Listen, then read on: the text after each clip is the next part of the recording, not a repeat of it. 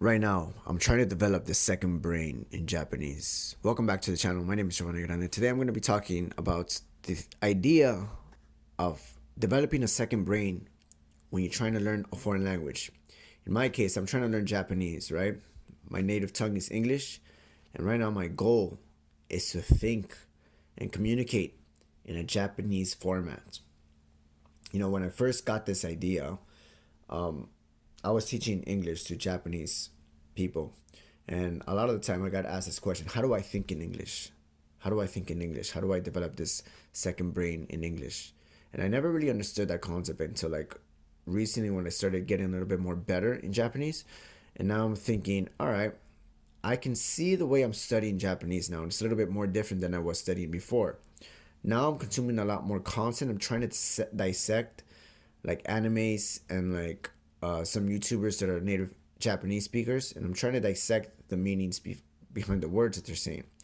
And now I get to reflect a little bit on why I'm doing this, right?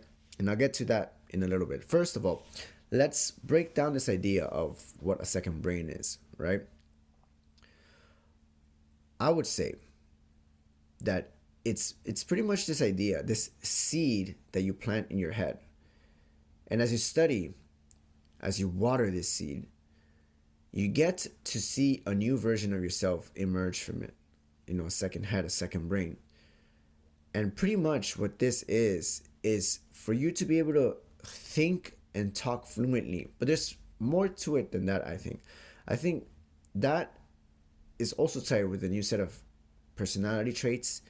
It's tied with personality traits and it's tied with a sense of new personality traits, new way of thinking, and pretty much this overall new identity. A new identity within your own self. And I see myself changing over time as I speak in Japanese. When I speak in Japanese, not a totally different person, but I do tap into another version of myself that I didn't have before. When I speak in English, I'm a little bit more reckless and I say what I think, and I'm very direct in English.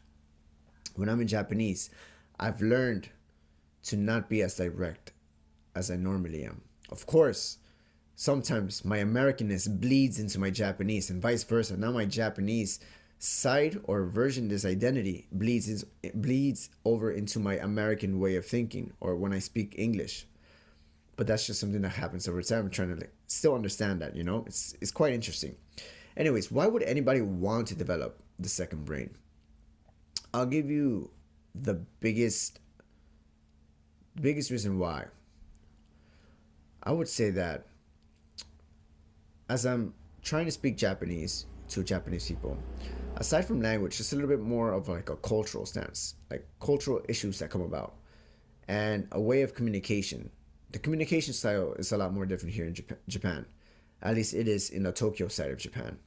I would say that people like working with like Japanese people is a bit of a hurdle to overcome because I feel like a lot of the time, if I state an opinion, and when I'm working with Japanese people, if I state my opinion, I feel like I lose some of the conversation. I lose conversation, like a good back and forth conversation of trying to figure things out, right? And so I learned that Japanese people are a little bit more indirect.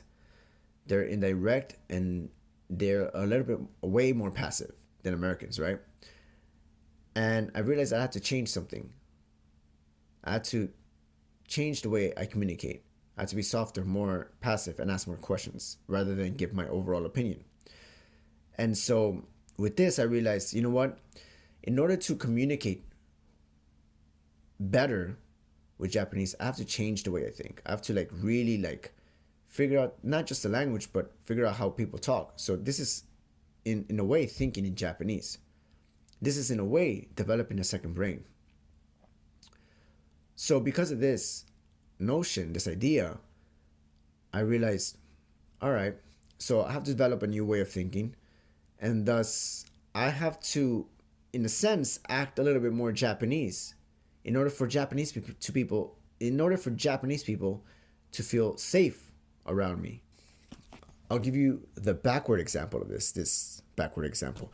When I speak in English with Japanese people, sometimes Japanese people are too polite. They're too polite. So in a sense, I feel like the conversation doesn't really go anywhere sometimes. I feel like sometimes, like as Americans, we tend to be a little bit more pushy, a little bit more direct. We tend to use a lot of sarcasm. So in order for a person to communicate better with Americans, they kind of have to like think a little bit more American in a sense. They have to understand that not everything is the actual meaning. Take everything with a grain of salt. If I say something and I say something that might be mean, in hindsight, maybe I'm not trying to be mean. Maybe I'm just trying to be a little bit more friendly and give you opportunity to like say something mean to me, like kind of like this pushing each other's buttons, seeing like testing each other in a certain type of way. And it's in a way of trying to get closer with another person, you know. And I mean, as a guy, we do that with guys, right? We hurdle up in a group and make fun of each other. We're trying to get close to each other, or like we're comfortable enough to like be able to say something mean without the other person getting upset. And then even if the person gets upset, you know, we know that the bond is still there. So in a sense, like we think a little bit more different. We think a little bit more different in the American side point, the American stance. So this is, in a sense, having the American brain, in my opinion. So what I want to say about this is that if you're able to develop the second brain for yourself, you're able to, I would say, connect better with the people that speak the target language that you're trying to learn.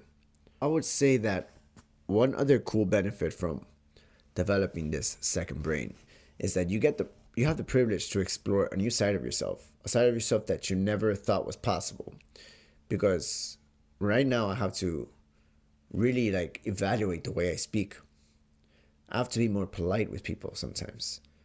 I have to be more polite, I have to be more passive, I have to be more silent at certain times to communicate with Japanese people efficiently. I have to ask questions rather than state my own opinion. Because if I state my own opinion early on, I don't get to hear the other person's opinion. So I have to really change my personality in a sense in order to communicate sometimes, right? But I don't resort to this method all the time when I communicate. I can go back into my American side and, you know, communicate in that manner. But now that I'm, you know, trying to figure things out like this, I have to develop the second brain in order to communicate more thoroughly. If one way doesn't work, then I can resort to my original American communication style. The goal is to make the job easier for the person that you're communicating with, right? Now, how would one do this? How would one develop the second brain? I would say that after getting to a certain point in your language learning, after you're okay, I would say that you stop translating from your own native tongue, meaning that you're gonna have to study from the target language to your native tongue. So you have to get an expression or a certain type of word from your target language and try to define it in your own personal tongue. So stop translating from your personal tongue to Japanese, if that makes any sense, right? I would say the second way to develop this second brain is to get as much input as you can. So like watch dramas, watch entertainment, watch anime or whatever. That's what I've been doing. And figure out which characters you gravitate to, which ones are admirable, which ones like trigger something out of you. And try, in hindsight, try to mimic those expressions, that intonation that you're learning, and really, really try and practice this. Because in hindsight, when you're developing the second brain, you're kind of developing this new personality within yourself, right? And where is this personality coming from? It's coming from all the characters or all the things that you're absorbing. So pick the characters that you want to feel like or sound like wisely, right? So whenever I watch like shows, dramas, or like anything with characters in it, or like YouTubers that I find really intriguing, I try to mimic or shadow their way of speaking, their tone, intonation, their rhythm, the speed of the way they talk, the speed of how they talk. And I pay attention to all these things.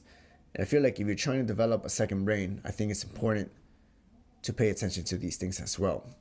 Because whatever you absorb, you're going to spew out whenever you talk, right? So yeah, keep that into account. Look at the characters that you admire. Try to mimic those sounds and things that they say, the ways that they express themselves. And hopefully, you'll develop that second brain in no time. The last thing that I want to say is important to talk to yourself. So once you get all the input that you could, when you're by yourself, speak to yourself. Speak to yourself, talk to yourself like a crazy person. I would say exaggerate your monologues. Exaggerate whatever you want to say. Say it loud, say it low. Talk to yourself, have conversations with yourself. And little by little, I feel like the way you communicate will sound more natural when you actually have a partner to communicate with. And the last thing that I want to say before I close out, because it's getting dark and I'm losing light, is that you have to study daily. You have to study every single day if you can. Study as much as possible. If you have off days, it's okay to have off days, but don't have too many off days because you'll lose momentum. And I feel like we need that momentum whenever we're trying to learn a language, yet alone. Like when you're trying to learn a language, especially if you're trying to develop the second brain within your head. Yeah, so try and practice as much as you can. Don't forget where you practice. Try not to. And yeah, I wish you guys the best. That's all I have to say about this right now, because I'm still like trying to figure things out in my own language learning journey. But let me know if you guys have any comments, any suggestions, any tips on how to learn languages efficiently, faster. And if you have anything to say about developing the second brain, shoot out your ideas in the comment section down below, and I'll be happy to take a look at it. Hopefully answer some. Anyways, guys, thank you guys so much for tuning in. See you in the next one. Sayonara.